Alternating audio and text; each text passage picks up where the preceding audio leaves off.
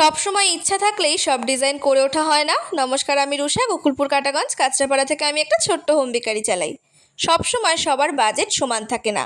আবার কেউ কেউ কেকে বসানো এক্সট্রা পুতুল অথবা ফক্স বলের টাকা ধরলে আকাশ থেকে পড়ে। আচ্ছা, এই যে আমি কেকটার মধ্যে পুতুলটি বসাচ্ছি, এই পুতুলটির একটা দাম আছে এবং সেই দামটা খুব একটা কম কিন্তু নয়, প্রায় 100 টাকা।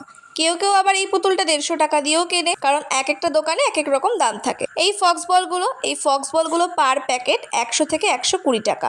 এবার এই কেকটার দাম 550 টাকা হলেও এই সমস্ত জিনিসগুলো দিয়ে আমার টোটাল কস্টিং এক্সট্রা 300 টাকা পড়েছে, যেটা দিলে একটা ঠিকঠাক সাইজের কেক চলে আসে। তাই বলে কি এই সমস্ত ডেকোরেশনের কেক তোমরা নেবে না?